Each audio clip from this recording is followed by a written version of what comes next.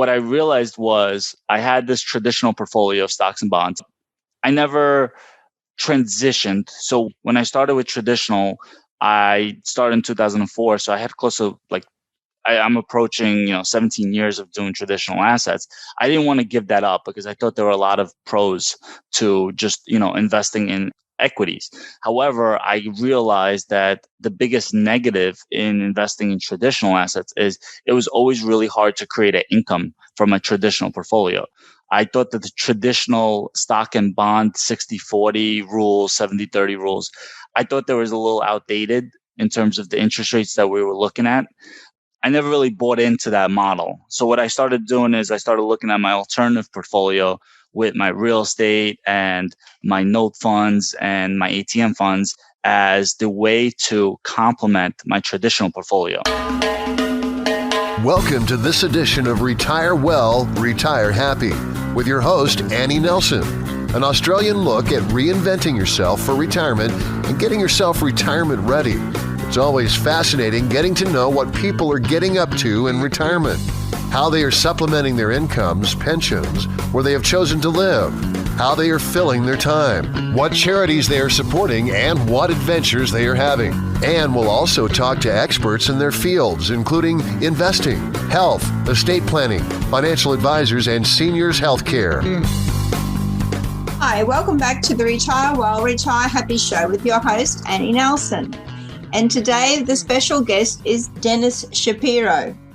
And Denis began investing in real estate back in 2012 when the market was just beginning to recover from the global financial crisis. That was a good time to get in. He built a cash flowing portfolio, including many alternative assets such as note and ATM funds, mobile home parks, life insurance policies, tech startups, industrial property, short-term rentals, and more.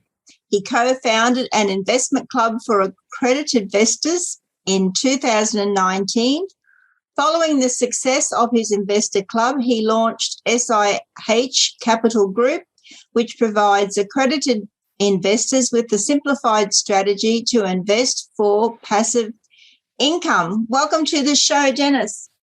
Thank you so much for having me. It's a pleasure to be here. I found it very interesting. You've only been in the market a short time, really, and you have accomplished so much. And getting in after the GFC, that was a masterstroke. Yeah, that's somewhat of a luck given my age. I went to college right in the heart of it. So it was kind of, usually in your college days, your income is pretty lean. So I didn't really have too much of a choice. I did start actually investing in traditional, stocks and bonds when I was 14 in high school, but it was very limited. It wasn't a huge thing. It was more of like lessons learned type of situation. My big brother actually gave me a copy of Rich Dad, Poor Dad, and I got the bug to start investing at the time. I just didn't know how and when, and it's been a huge learning process ever since. I know it was very trying times back in the global financial crisis times when real estate did plummet. So getting in after that would help set you up. Yeah. No, definitely some luck in the timing. I was fortunate in that sense. I do remember when I was invested in stocks, I remember I probably logged into my brokerage account maybe like a total of 3 times during that time period to execute a trade. And I remember like holding my breath to try not to look at my account portfolio, like the total balance. So I was trying to sign in, make the trade without actually looking how down I was. So I do remember some of the downsides of the global financial crisis. So it didn't escape me completely, but my net worth was probably 1% of what I'm at today. So it was much easier to deal with the crisis when you're just starting out than when you're approaching, retirement, unfortunately. Well, they say things go in cycles. So we'll see which cycle. Obviously, it's real estate's turn now, and even the stock market's up as well. One of the things that you talk about in your notes was that that the people in the FIRE movement miss out. Can you explain that more? By FIRE, we're talking about the financially independent retire early movement. what have you got to say about what they miss out on?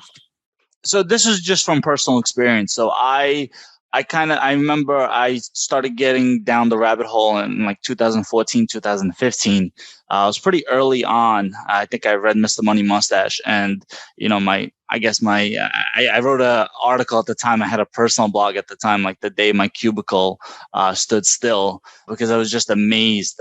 The whole rabbit hole really came about where I was working on an overtime shift. I asked a coworker of mine that I actually started the same day with, and I said, what do you like? Do you ever think about like retiring and everything like that? Like sometimes I daydream, do I need 2 million? Do I need 3 million? Do I need 1 million? Do you think of this? And she's like, well, this is actually interesting because a coworker just told me about this blog where you don't need much to retire. So I started reading the blog. I became enamored by it. I went down the whole rabbit hole, and what I felt like the FIRE movement does really well. It covers the basics. It's like, okay, the formula is much simpler than financial advisors would like you to believe it is, right? You save more, you invest more, you spend less, and you can, arbitrage the difference, and you can have a pretty good life, and you get to a 25-time number. But if that's all you're focused on, the problem is you're focused on getting out of the tunnel.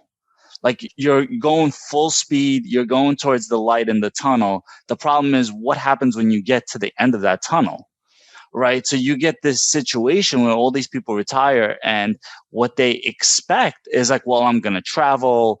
I'm going to wake up without an alarm clock, and I'm going to do all these amazing things. I'm going to be with my kids all day. And then reality hits, and it's like, okay, now you completely took out the social aspect of your life in terms of, the whole working scenario. And now you have a situation. It's like, what are you really going to do with your time? Because most of the plans that these people think are going to be long-term are actually very short-term plans. You catch up on, you wake up without an alarm clock a few times, and then the novelty of it wears off. So now it's like, what do you do then? So I think the FIRE movement really misses out of over focusing on getting out of the rat race without really building up a life outside of your actual job, where it's like, okay, if you really want to be, if you really want to homeschool your kids and that's your passion, right? A, that's only going to take up a portion of your day. B, try it a day a week, to see if you actually like it. I would never want to homeschool my 3 kids. So I think that's the big thing that it misses on. It only takes a few years to execute the FIRE blueprint, but it might take longer than that for you to find what you're actually passionate about. And that's what I think is it needs to be more emphasized. It's like, okay, it's great. You can get to the retirement. You can retire early. Great. But then what? And that's what I feel like needs to be stressed on more and more, with equal importance to the fact that you're saving money and investing. It needs to be that you really are building a life outside of what you were used to. Right. You've achieved a lot, and you've done many things in your career going through your business, and you've gone from building a network, starting from zero, to starting an investment club. All of these steps you've taken have been a guiding step, I suppose, for you to where you are now. So would you like to talk about where you came from and how you ended up where you are now? Sure. Yeah. So like I mentioned before, so I started investing in stocks and bonds in about 2004. I went to college, a business school, because I thought that's kind of where I wanted to really spend my career on. Obviously, the global financial crisis didn't do too well for that. So then I started working for the government. I'm in the United States. So I was working for the United States government. And when I got my first paycheck, I quickly realized that the government was not only my employer, they were also my business partner. So that's when I started looking into, well, what can I do to alleviate my tax burden legally? So that's when I kind of got involved in real estate in 2012.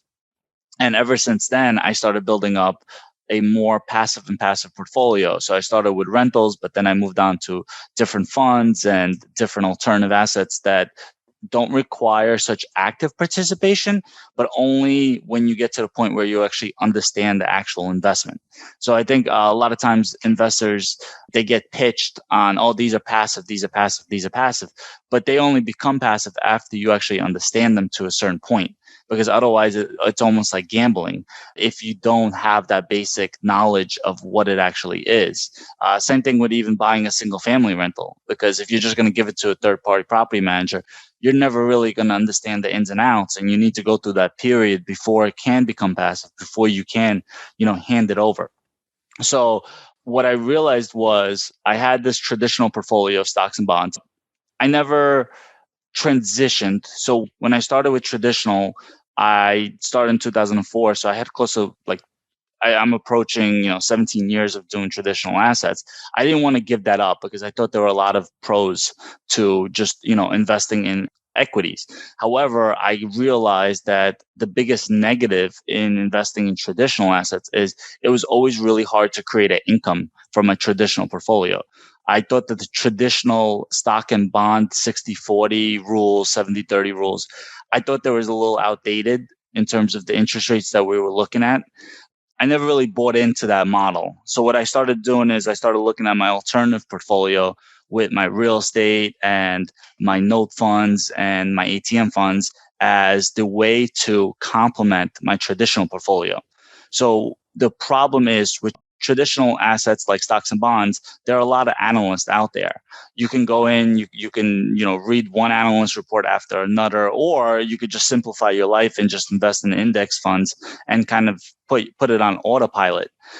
In the alternative space, it wasn't like that. If you wanted unbiased information, you really had to network.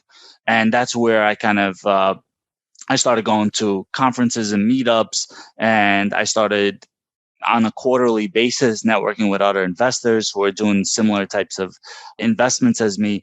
And what I noticed is the time I saved by autopiloting my traditional portfolio, I was allocating to my alternative asset portfolio, and the combination worked really, really well. I had autopilot appreciation from my index fund, but then I had great income and great yield, but also very much more time consuming on the alternative side. So I kind of married the two into what I thought was a much better strategy for me. All right. And I see that you believe these are critical in your portfolio. Have you got any more to add about that, why it's critical? Yeah, I think from investing in traditional stocks and bonds, an investor will tend to get frustrated with the yield that it can produce, especially in the FIRE movement. The traditional adage is, well, you're going to live off some of your dividends and then you're going to sell off some of your portfolio every single year. But your portfolio is supposed to grow to a certain amount. And then, in reality, the Trinity study and everything like that confirms that, you could live a really happy life if you adjust the 4% rule here and there. I have 3 kids. I wanted to have some sort of legacy. So what I realized is that the 4% rule, even though it's great in theory, it's not what I wanted. I wanted a portfolio to do both. I wanted a portfolio to appreciate and a portfolio to kick off enough income in my life where I didn't have to worry about selling a portion of my assets every single year. I wanted to build on those assets. So that's where I feel like alternative investments is like the secret sauce in doing that, because alternative investments, the focus is more on yield, but it does have an appreciation kicker. And I think traditional, stocks and bonds have a much more appreciation focus with a little bit of a yield. So that's where I really think the two kind of marry really nicely versus trying to have it as a verse mentality. I try to really consider it as an end mentality. All right. So have you got into multi-asset income funds then? Yeah, so I actually, after the success of the investment club, after a few years, I looked into ways of expanding it where I could start helping other people actually achieve some of their passive income goals. So I founded SIH Capital Group. And I have a multi-asset fund where I invest in apartment buildings, self-storage, mobile home parks. And because it's more than one asset, it's considered a multi-asset income fund. But what happens is you could blend the business plans of the different asset classes. Like, for example, apartment buildings and self-storage and mobile home parks, they have a slow wind-up period. So what you'll end up doing is the year that the apartment buildings are purchased, there's huge closing costs and there's huge fees associated. And it usually takes a year or two for the cash flow to really start ramping up. Now, other businesses like ATM funds, they have a much more heavy cash flow. So when you could blend the two, it allows me to actually pay my investors a more consistent return from day one. So a multi-asset fund, if it's structured the right way, can produce a lot of benefit dependent on how it is designed. So typically, how many different types of assets do you have in your multi-asset income funds? So we have 5, and 4 are heavily real estate based. So it's apartment buildings, self-storage, mobile home parks. I also invest in other multi-asset funds that are real estate based. And the only non-real estate play is ATM funds. And the only reason for the ATM funds is because of the cash flow that it produces. So mostly the portfolio is, 80%, 80 to 90% all commercial real estate. Okay. And what type of investors are you targeting? Who are you helping mainly? So this is for the fund is a 506c. Well, this is in the United States. It's for accredited investors only. And the fund is really for someone who's putting an emphasis on adding income to their portfolio, not exactly a total appreciation play. From a total appreciation play, you could probably get better returns somewhere else. But from a play where you're looking to add income to your portfolio while lowering your volatility, because we don't invest in any public securities, it's all private securities, the fund actually will do its job, and it'll do its job almost from day one versus having a wind-up period with other places. Okay. And how long do your funds go for? Is there like infinite, or are they wound up at certain times? So it's not an evergreen fund. It is a closed fund. What ends up happening is I have to match my fund with the longest dated investment in my fund. So the longest dated investment in my fund is 10 years. So when I launched my fund in the start of the year, it's a 10-year fund. But the goal would be, once you start getting capital events in between year 3 to 5, is start offering liquidity. But in the securities document, everything has to match the longest dated investment. So it's 10 years.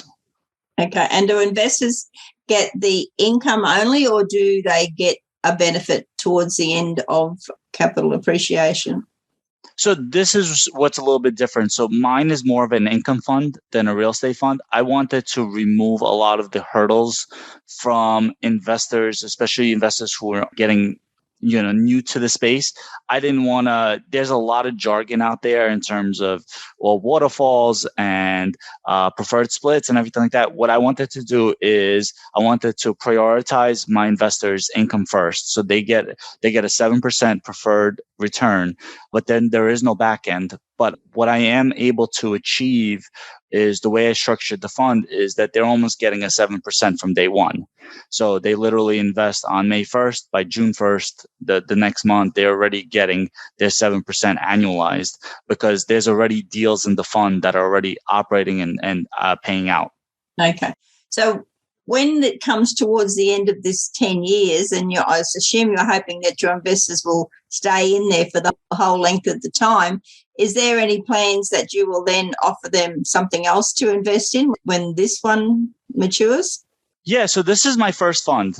I just wanted to make sure the model is perfect and everything like that. So this fund is relatively small. I expect to be fully raised within a year or so.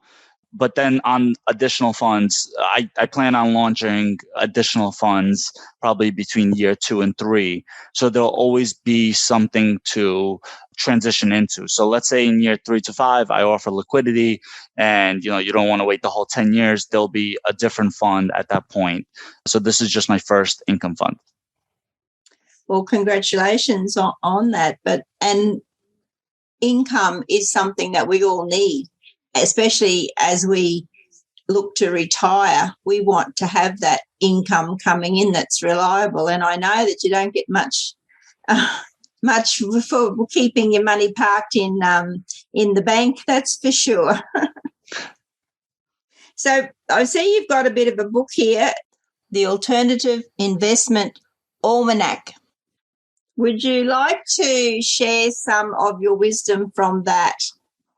Sure. Yeah, absolutely. So the Alternative Investment Almanac is been a passion project of mine for about a year now. So what ended up happening is during my networking, I would be talking to one investor about apartment buildings, and they would say like, "Oh yeah, I've done that, but have you looked into, self-storage or mobile home parks?" And what I realized is that so many of these assets are intertwined. So once you get a familiarity of apartment buildings, you can actually, you'll have the basic knowledge to invest in self-storage or mobile home parks. It's all commercial real estate, all revolves around the same terms. So what I wanted to do is when I was launching my fund, I realized that there were a lot of misconceptions out there. Most of the whole syndication world and alternative investment space, a lot of that derives from the 2012 Jobs Act. So the whole industry has been around only, a decade or less. And before that, it used to be known as like country club transactions because you had to have known the operator. And usually that's where the operators would go. They would go to the country club to try to recruit investors. So there's been so much, movement in the last 9 years or so. I really wanted to write a book to show traditional investors that there's a whole world out there that's surprisingly really easy to invest in. The only reason why they might not have heard about it is because maybe their financial advisor said it's not a good move or something like that, or they've heard a bad story. So one of my whole points in the book is every single asset in the book, and I think I have about 8 of them, everything from mobile home parks to startup tech funds, is I wanted to include a section called the bad apples. So that section is all about, how there has been, wrongdoings in that asset class, but it doesn't make the whole asset class uninvestable. I like to say like, well, if you're going to say that every alternative investment is a Ponzi scheme, then are you never going to invest in the stock because of Enron and WorldCom? At the end of the day, there are bad operators, but there are things to look out for. And as you become a more experienced investor and as you learn the language and you learn some basic underwriting, you can easily invest in this whole world of alternative assets without having to give up what you do have as in your equity portfolio. You could do both. So, and I also wanted to hark on to alternative investors that most of them have like moved on from traditional assets. Most of them have said, "Oh, real estate is so much better than my stocks and bonds. I'm just going to sell all my stocks and bonds and I'm just going to buy all real estate." I just wanted to show to the alternative investors that there is still a lot of benefits from owning a traditional portfolio. So I wanted to kind of write a book that kind of marries the ideas to give the traditional investors a high level introduction to different alternative investments that are out there. The way I structured the book is that it's instead of going 300 pages on one asset class, I try to give high-level introductions that are between 15 to 20 to 30 pages of the actual asset class. And then the coolest part is it goes into 2 Q&As with 2 really well-regarded investors from that space. And you just hear what they have to say. And every single chapter follows through. So you don't have to read the whole book from start to finish. You could say, "Hey, I really want to learn about ATM funds." So you could read the ATM fund chapter. Or "I really want to learn about investing in life insurance policies."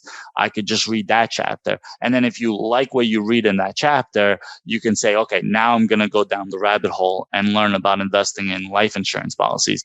It allows you to get a glimpse. And then if you want to take the next step, by all means, there's hundreds of great podcasts out there and everything like that. But I want people to be aware that there's a world out there that actually does exist of these alternative assets.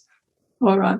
So in summary, it sounds like your book is a good introduction to a lot of alternative investment strategies. What else would you recommend that a beginner do? Should they join an investment club, or what's a good starting place? I'd probably say investment club is probably towards like the middle of the journey. I think the best place to actually start is actually like on LinkedIn. what I recommend is just if you're interested in real estate investments or alternative investments, just put that in your title, like below your picture. You're going to start getting hundreds and hundreds and hundreds of requests, for 15 minutes of your time. We'd love to talk to you about this. We'd love to talk to you about that. Filter the ones that are most serious, because you do get scammers on that as well. But if you filter the ones that are the most serious, what you do is you book those 15-minute conversations and then just literally have a conversation. Listen to the words that are being used. Write down any words that you're not familiar with. What that will allow you to do is that will actually allow you to build some kind of basic understanding for alternative investments. And once you have that basic understanding, then you could actually start developing your network, because you don't want to start developing your network and be so new that you can't have a conversation, because it is almost like a different language. When you start investing in alternative investments, it has certain terms that if you're not using them right or anything like that, you can clearly tell really quickly if someone doesn't know what they're talking about. So I recommend use LinkedIn to kind of start building out a little bit of a network. Use it to learn the language. And then once you have that, that basic understanding done, then you go in and you really start networking with other investors. What investments are they looking at? What are they doing? And once that's on a quarterly basis, then you could actually start thinking about making investments, because alternative investments, not all of them are cheap. Some of them are actually very expensive. And so you want to invest your time before you invest your money in alternative investments. Okay, so what sort of money are we talking about as a minimum investment in your alternative investment fund? So my fund, I tried to make it as accessible as possible. So it's only $10,000. But most deals that I've invested in the alternative investment space is usually right around $50,000 or more, because they are private securities. So the problem with private securities is there's a lot of costs associated, because you become what's called a limited partner. So usually there are a lot of costs associated per partner in the fund. So that's why the minimums tend to be somewhat higher. Otherwise, there's also a set number of investors that certain operators can take. So usually the minimums you'll find for, like, if you want to invest in an apartment building or another multi-asset fund, is usually in that $50,000 ballpark. Okay. I wonder if there's too many different ones you can be involved in then. There is, yeah. There's a lot of crowdfunding places that have much lower minimums. My personal experience in the crowdfunding space is that it limits the amount of learning that you end up doing, because you're trusting their algorithms and their ability to screen out the deals. And for me personally, it hasn't worked out very well. When I first started, because that's the route I went. So I was like, oh, great. Look, I can make these $10,000 investments. But in hindsight, I think I would have rather waited and learned more. And then when I was able to actually make the $50,000 investment, then a series of $10,000 investments that I learned very little from and ended up going sideways. Oh, all right. Well, thanks very much for sharing your journey with us today. And how would people get in touch with you if they want to find out more about SIH Capital Group? Yeah, so my book is on Amazon right now, The Alternative Investment Almanac by Denis Shapiro. But the best way to reach me is definitely my website. If you go on www.sihcapitalgroup.com, I have 2 free ebooks. One is an abridged version of my book. The other one is the Q&As from my book. So there are 2 free ebooks on my website.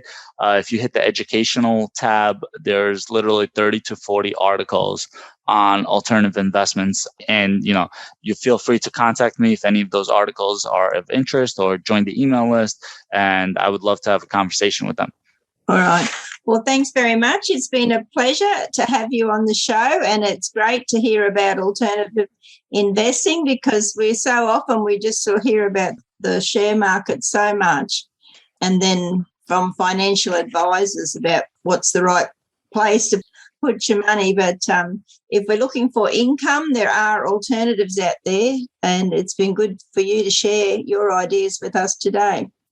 Thank you. Thank you so much for having me. You have been listening to the podcast show of Retire Well, Retire Happy with your host, Annie Nelson. For more information on the show's guests and being retirement ready, pop on over to my website, www.annelson.com.au, on Twitter, Instagram, and Facebook. Until next time, be happy, stay healthy, and help somebody.